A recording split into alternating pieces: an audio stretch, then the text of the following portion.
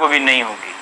अब आते हैं यूनिवर्सिटी के छात्रों पर। यूनिवर्सिटी के फाइनल ईयर के छात्र भी नीट और जेई के छात्रों की तरह परेशान हैं।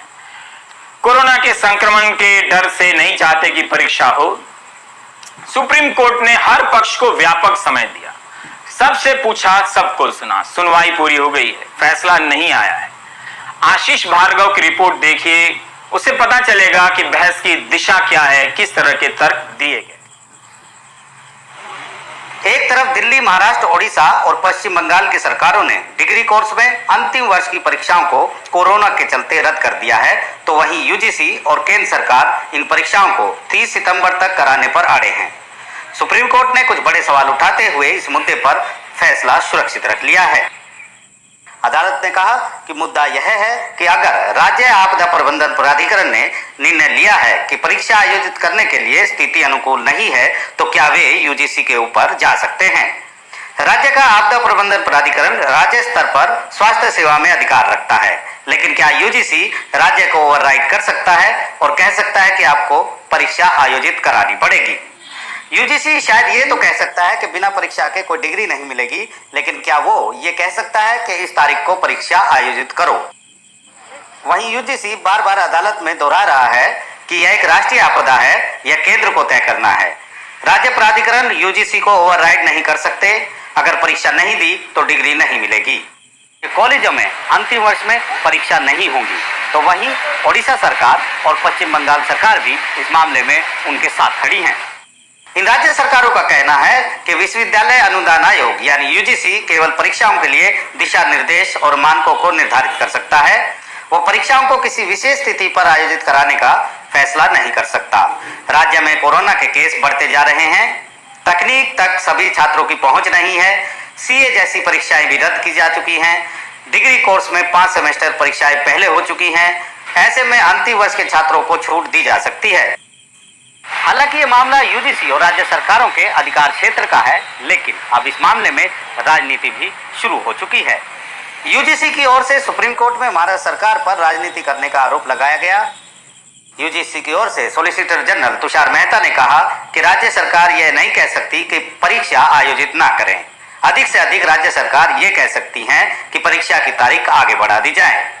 महाराष्ट्र सरकार ने मई में विशेषज्ञ पैनल की बैठक की थी।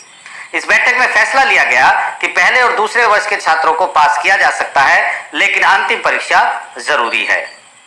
इस बैठक के बाद युवा सेना द्वारा सुप्रीम कोर्ट में याचिका दायर की गई, जिसमें महाराष्ट्र के मुख्यमंत्री के बेटे भी हैं। युवा सेना की याचिका के बाद सरकार का विचार बदल गया और वह परीक्षा के खिलाफ हो गई, जबकि राज्य सरकार को परीक्षा रद्द करने का अधिकार ही नहीं है।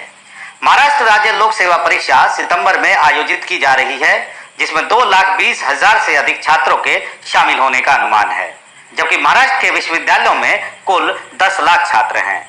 लगभग 2.5 लाख छात्र अंतिम वर्ष के हैं। अगर राज्य लोक सेवा परीक्षा आयोजित की जा सकती है, तो अंतिम वर्ष की विश्वविद्यालय परीक्षा क्यों नहीं। लेकिन महाराष्ट्र सरकार की दलील है कि यूजीसी को निर्णय लेने से पहले विश्वविद्यालयों व अन्य निकायों से परामर्श करना होगा। वो एक तरफा कार्रवाई नहीं कर सकता।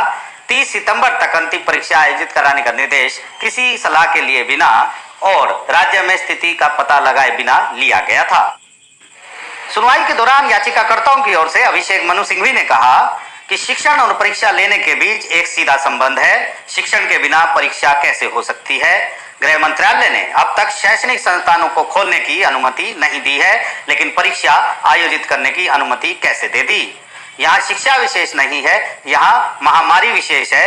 महामारी हर किसी पर और हर चीज पर लागू होती है। अब सुप्रीम कोर्ट ने सभी की दलीलें सुनने के बाद फैसला सुरक्षित रख लिया है।